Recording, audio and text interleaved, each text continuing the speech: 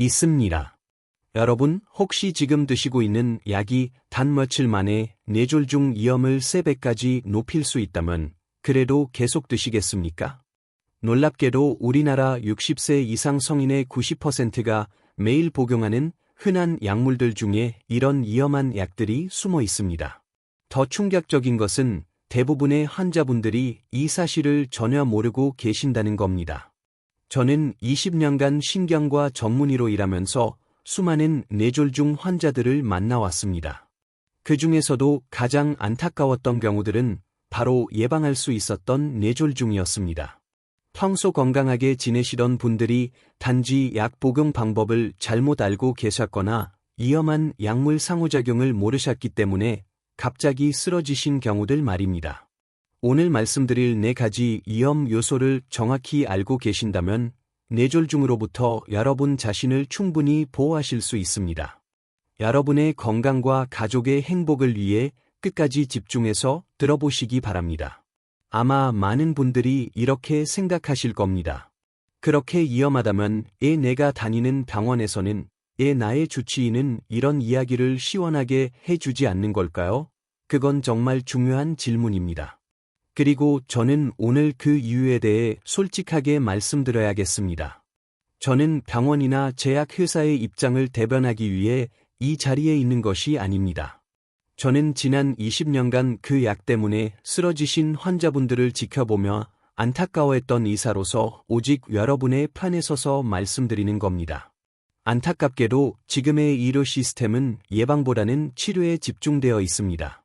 여러분의 무릎이 아플 때 의사는 당장 그 통증을 없애주어야 합니다. 밤에 잠을 못 주무신다고 하소연하시면 일단 잠을 주무시게 해드려야 합니다. 그것이 현재의 시스템이 요구하는 빠른 해결책입니다. 그래서 의사들은 효과가 빠른 진통제나 수면제를 처방합니다. 문제는 약이부터입니다. 그 약들이 당장의 증상은 해결할지 몰라도 60세가 넘은 여러분의 몸속에서 특히 약해진 간과 신장, 그리고 딱딱해진 혈관을 만나 어떤 위험한 상호작용을 일으키는지에 대해서는 깊이 설명할 시간이 부족한 것이 현실입니다. 그 약이 뇌졸중 위험을 3배나 높일 수 있다는 사실을 3분이라는 짧은 진료 시간 안에 충분히 경고하기란 불가능에 가깝습니다. 그들은 당장 눈앞에 불을 끄는 데 집중하느라 그 약이 여러분의 몸이라는 집안 다른 곳에서 가스 누출을 일으키고 있다는 사실을 미처 확인하지 못할 수도 있습니다. 그들은 나쁜 의도가 아닐 수 있습니다. 하지만 결과적으로 여러분은 가장 중요한 정보, 즉 뇌졸중이라는 최악의 위험에 대해 듣지 못한 채 약을 받아 집으로 돌아오게 됩니다. 그래서 제가 오늘 이 영상을 만든 것입니다. 바쁜 진료실에서는 미처 다루지 못하는 그 숨겨진 진실을 여러분께 속 시원히 알려드리기 위해서입니다. 저는 철저히 여러분의 건강과 생명을 지키는 여러분의 편입니다. 이제 60세 이후에 이 약들이 더 위험한지 그 구체적인 이유를 설명드리겠습니다. 먼저 60세 이상에서 그토록 약물이 더 위험해지는지 그 근본적인 이유부터 설명드리겠습니다. 나이가 들면서 우리 몸에는 아주 중요한 변화들이 일어납니다. 혈관벽이 딱딱해지고 탄력성이 떨어집니다. 여러분의 간과 신장의 기능도 젊을 때보다 30% 정도 감소합니다. 이는 약물을 분해하고 배출하는 능력이 그만큼 떨어진다는 뜻입니다. 젊을 때는 하룻밤이면 다 빠져나갔을 약의 독소가 이제는 몸 안에 며칠씩 쌓이게 되는 겁니다. 더욱이 60세 이상 분들의 80% 이상이 고혈압, 당뇨병, 심장질환 등 적어도 하나 이상의 만성질환을 이미 가지고 계십니다. 이런 기저질환들은 그 자체로 뇌졸중의 위험을 기본적으로 높이는 요소들입니다. 국내 통계를 보면 65세 이상에서 뇌졸중 발생률이 매년 인구 1,000명당 5명 정도입니다. 하지만 제가 오늘 말씀드릴 특정 약물들을 복용하는 경우 이 수치가 2배에서 3배까지 증가할 수 있다는 연구 결과들이 계속 발표되고 있습니다. 여기서 우리가 정말 주목해야 할 점은 이런 끔찍한 위험이 약을 복용한 지 몇 달이나 몇 년 후가 아니라 복용을 시작한 직후 바로 나타난다는 것입니다. 첫 일주일 내에도 뇌졸중 위험이 급격히 증가할 수 있다는 겁니다. 이것이 바로 많은 분들이 그토록 오랫동안 놓치고 있었던 정말 중요한 사실입니다. 이제 여러분의 약자 안에 숨어 있을지도 모르는 그 첫 번째 위험한 약물부터 말씀드리겠습니다. 이제 여러분의 몸이 60세 이후 어떻게 변화하는지 그리고 그토록 약물들이 위험해지는지 이해하셨을 겁니다. 그렇다면 지금부터가 가장 중요한 시간입니다. 여러분의 약 상자를 지금 당장 머릿속에 떠올려 보십시오. 제가 오늘 여러분께 60세 이후 뇌졸중 위험을 급격히 높이는 최악의 약물 블랙리스트 4가지를 공개하겠습니다. 이 목록은 제가 지난 20년간 수많은 환자분들을 치료하며 직접 확인한 가장 위험한 조합들입니다. 첫 번째 약물부터 네 번째 약물까지 하나라도 놓치지 마십시오. 어쩌면 여러분이 지금 무릎이 아파서 혹은 잠이 안 와서 드시고 있는 바로 그 약이 이 목록에 포함되어 있을지도 모릅니다. 여러분의 생명과 직결된 이야기이니 다시 한번 집중해 주시길 간곡히 부탁드립니다. 자, 그럼 그 첫 번째 약물부터 시작하겠습니다. 여러분, 첫 번째로 말씀드릴 약물은 어쩌면 여러분이 가장 만만하게 생각하고 가장 쉽게 구할 수 있으며 그래서 가장 큰 배신감을 느낄 약일지도 모릅니다. 바로 진통소염제입니다.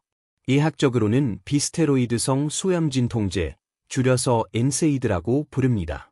무릎이나 허리가 아프면 너무나 자연스럽게 찾게 되는 약들이죠. 디클로페낙, 이부프로펜, 나프록센 같은 성분들이 대표적입니다. 약국에서 쉽게 살 수 있고 효과도 빠르게 나타나니까 많은 분들이 상비약처럼 드시고 계실 겁니다. 하지만 여기에 큰 함정이 숨어 있습니다. 이런 진통 소염제들이 혈관에 미치는 영향을 아시나요? 첫 번째로 혈관 내벽을 보호하는 물질인 프로스타사이클린의 생성을 방해합니다. 이 물질이 부족해지면 혈관벽이 손상되기 쉬워지고 혈전이 생길 위험이 높아집니다. 쉽게 말해서 혈관 내벽이 거칠어지면서 피떡이 달라붙기 쉬운 상태가 된다는 뜻입니다. 두 번째로는 혈압을 올리는 작용을 합니다. 진통소염제는 신장에서 나트륨과 수분의 배출을 방해해서 혈액량을 늘립니다. 동시에 혈관을 수축시키는 작용도 하지요. 특히 이미 혈압약을 드시고 계신 분들에게는 더욱 위험합니다. 혈압약의 효과를 떨어뜨리면서 동시에 혈압을 올리니까 이중으로 문제가 되는 거죠. 세 번째로는 신장 기능을 악화시킵니다. 신장으로 가는 혈류량을 줄여서 신장이 제대로 일을 못하게 만듭니다.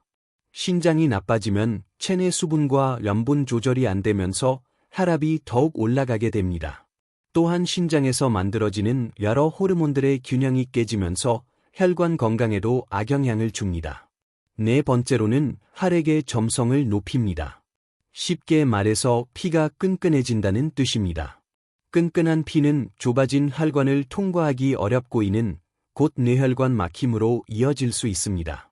다섯 번째로는 심장에도 부담을 줍니다. 심장 근육으로 가는 혈류량을 감소시켜서 심근경색 위험을 높이고 심장 리듬에도 영향을 줄 수 있습니다. 불규칙한 심장 박동은 심방에서 혈전이 생기기 쉬운 환경을 만들고 이 혈전이 뇌로 날아가서 뇌경색을 일으킬 수 있습니다. 실제로 유럽심장학회에서 발표한 대규모 연구를 보면 60세 이상에서 디클로페낙을 일주일 이상 복용한 경우 뇌졸중 위험이 42% 증가했다고 합니다. 이부프로펜의 경우도 18% 증가했고, 더 놀라운 것은 이런 위험이 복용량과 비례해서 증가한다는 점입니다.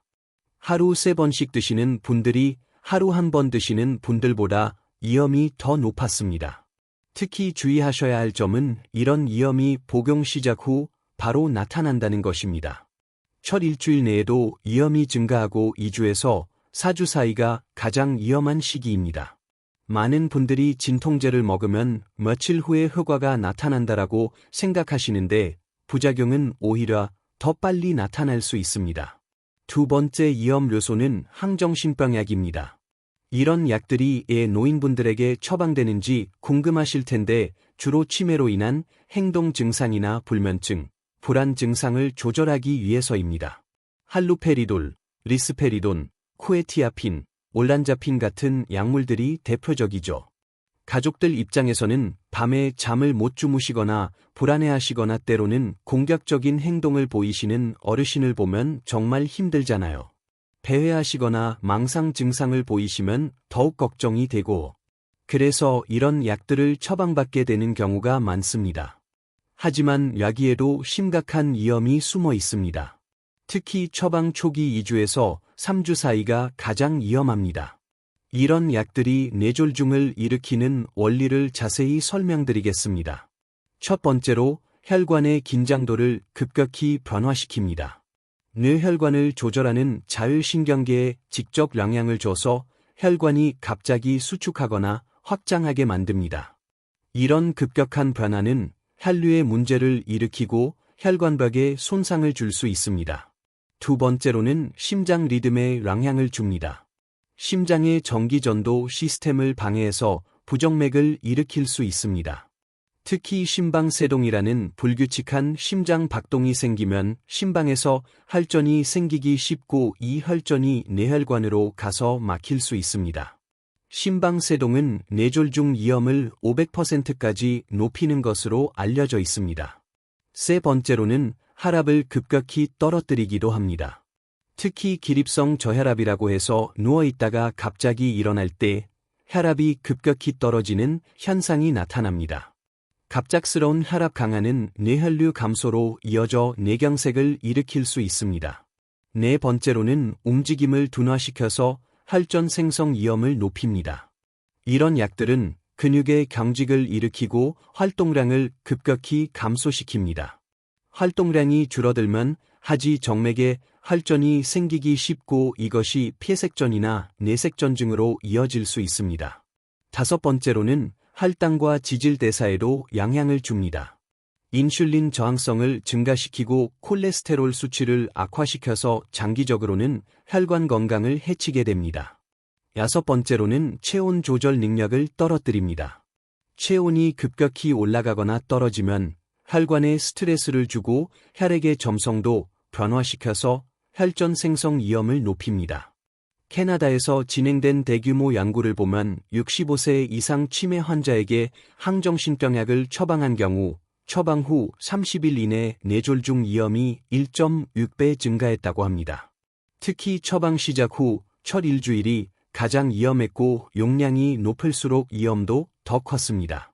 할로페리돌 같은 전형적 항정신병약이 리스페리돈 같은 비전형적 항정신병약보다 위험이 더 높았습니다.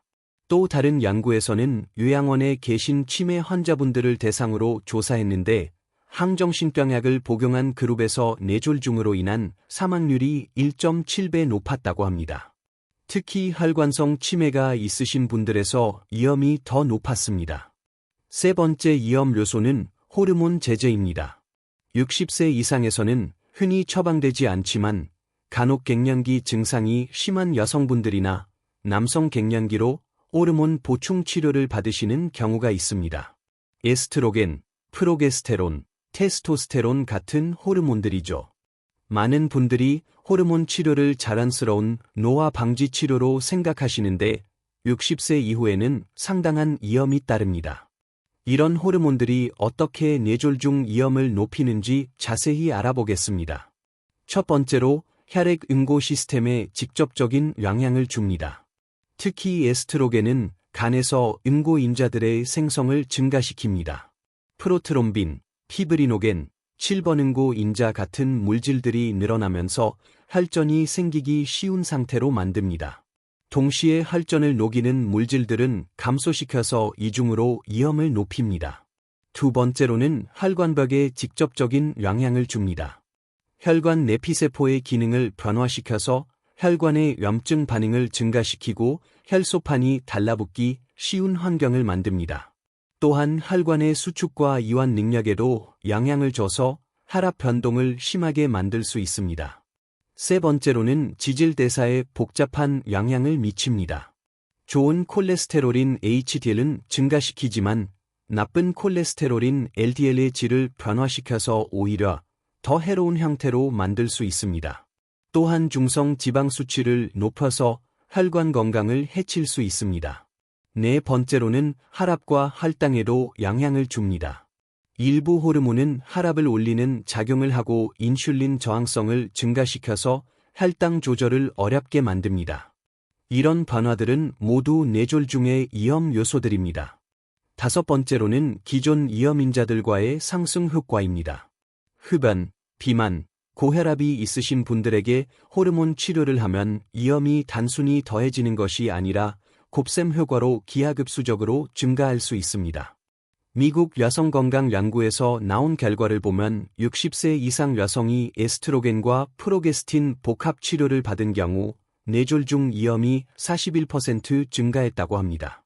특히 뇌출혈 위험은 더욱 크게 증가했습니다. 에스트로겐 단독 치료의 경우도 39% 위험이 증가했습니다.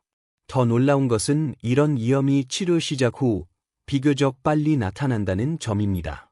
첫 한 해 이내의 위험이 가장 크게 증가하고 치료 기간이 길어질수록 위험은 계속 누적됩니다. 남성 호르몬 보충 치료도 마찬가지입니다. 테스토스테론 치료를 받은 65세 이상 남성에서 뇌졸중과 심근경색 위험이 유의하게 증가했다는 연구 결과들이 있습니다. 네 번째이자 가장 위험한 요소는 바로 여러 약물을 동시에 복용하는 것입니다. 의학 용어로는 다중약물 복용 즉 폴리파머시라고 부릅니다. 60세 이상 분들의 평균 복용 약물 개수를 아시나요? 놀랍게도 평균 5.8개입니다. 혈압약, 당뇨약, 심장약, 진통제, 수면제, 소화제까지 하나씩 더해지다 보니 어느새 이렇게 많아진 거죠. 문제는 이런 약들이 서로 만나면서 예상치 못한 위험한 반응을 일으킨다는 것입니다. 각각은 안전한 약이라도 조합에 따라서는 뇌졸중 위험을 급격히 높일 수 있습니다. 대표적인 위험한 조합들을 자세히 말씀드리겠습니다. 첫 번째는 혈압약과 진통소염제의 조합입니다. 혈압약은 혈관을 넓히고 수분과 염분 배출을 도와서 혈압을 내리는데 진통소염제는 반대로 혈관을 수축시키고 신장에서 나트륨과 수분 배출을 방해해서 혈압을 올립니다. 이 둘이 만나면 혈압 조절이 완전히 엉망이 됩니다. 혈압이 위아래로 들쭉날쭉하면서 뇌혈관에 엄청난 스트레스를 주게 됩니다.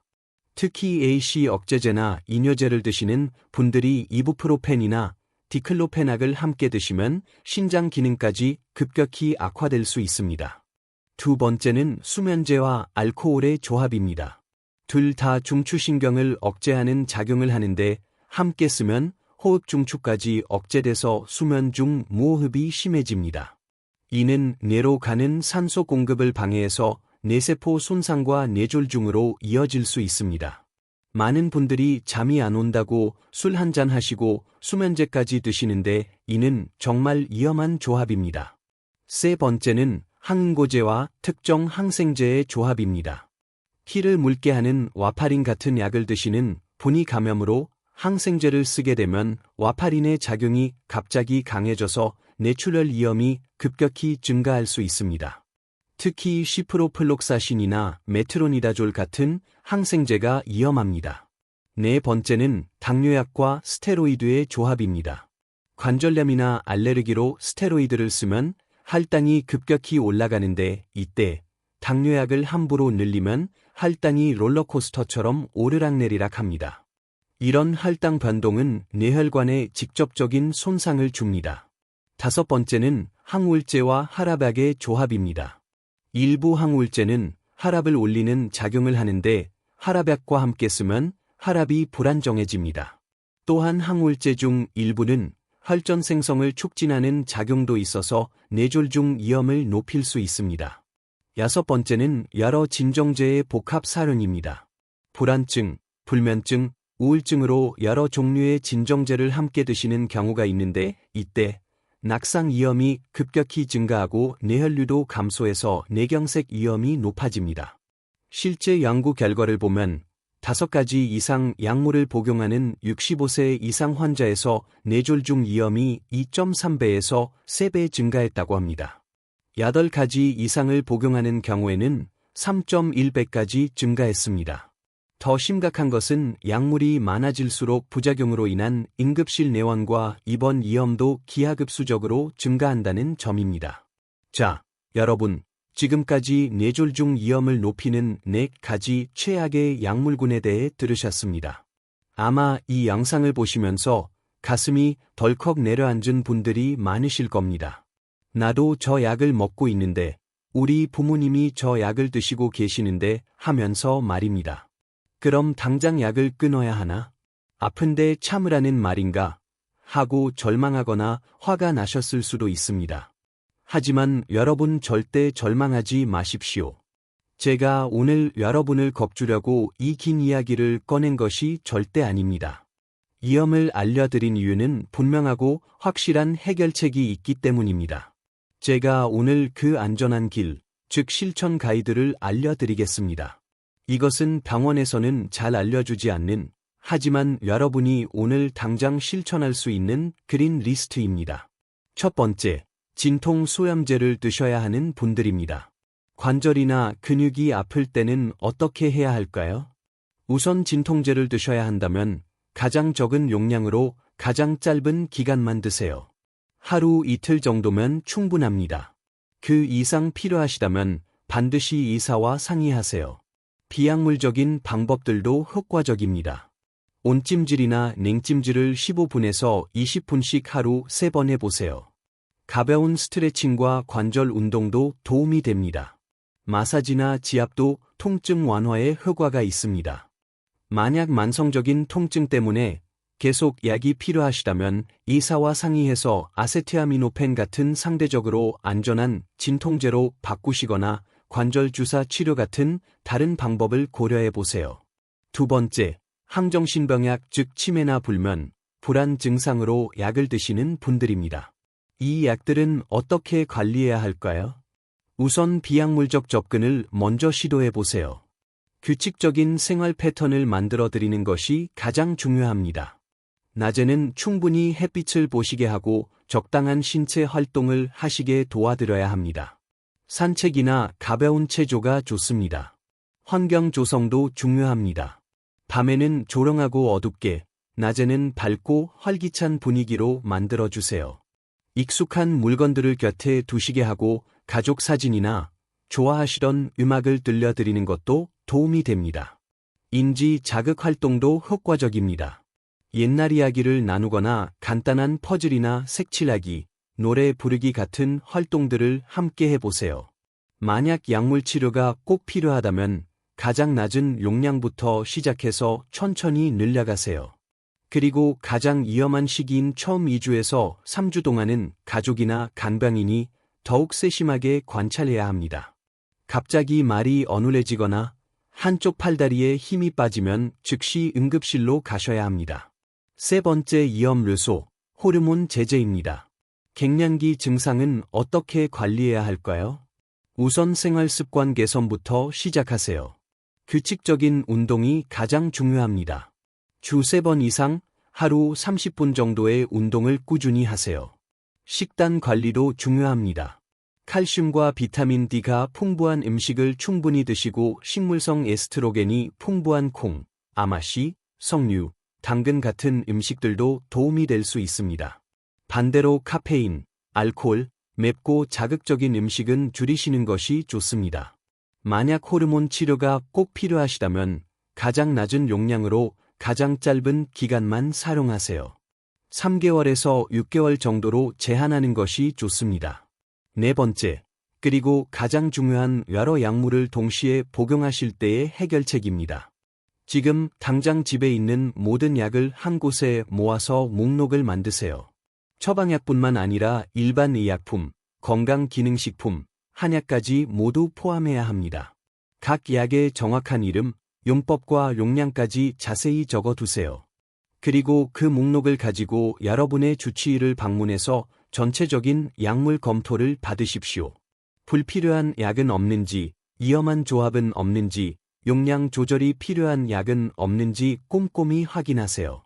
이것이 여러분의 생명을 구하는 가장 확실한 첫걸음입니다.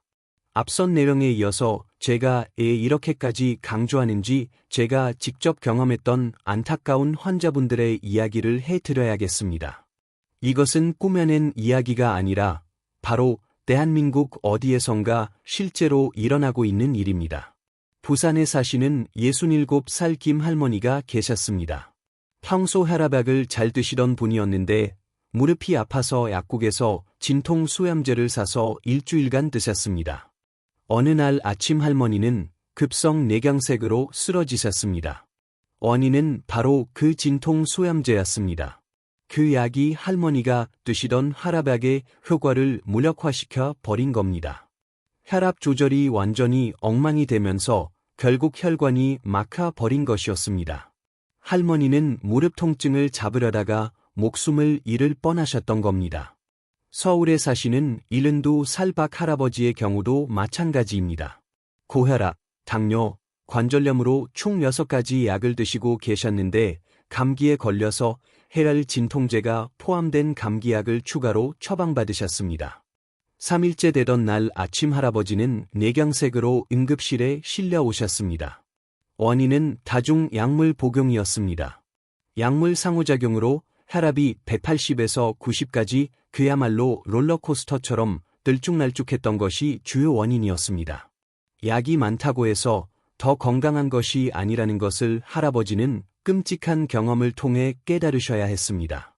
여러분, 이 두 분의 이야기가 남의 이야기처럼 들리십니까? 이분들은 특별한 분들이 아닙니다.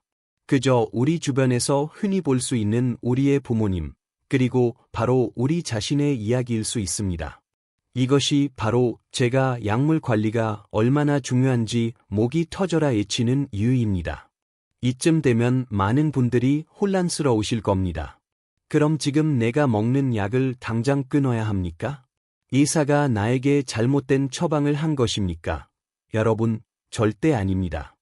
제가 오늘 드리는 말씀은 약을 임의로 중단하라는 뜻이 결코 아닙니다. 그것은 뇌졸중 위험을 막는 것이 아니라 오히려 뇌졸중을 앞당기는 가장 위험한 행동입니다.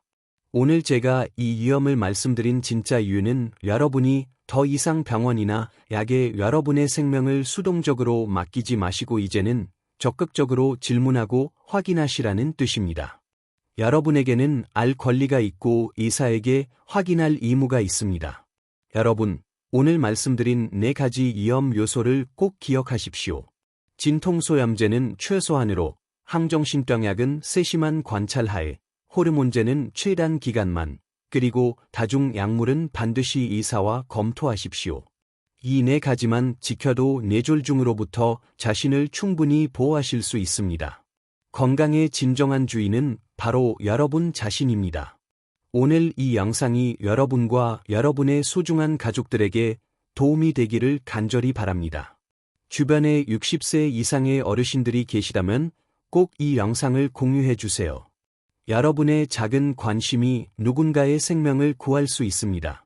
댓글에 다짐을 남겨주시고 구독과 알림 설정으로 함께 해주세요. 마지막으로 약물 복용이나 중단에 관한 모든 결정은 반드시 담당 의사와 상의하시기 바랍니다. 임의로 약을 중단하시면 오히려 더 큰 위험을 초래할 수 있습니다. 여러분의 건강한 삶을 응원합니다. 시청해 주셔서 감사합니다.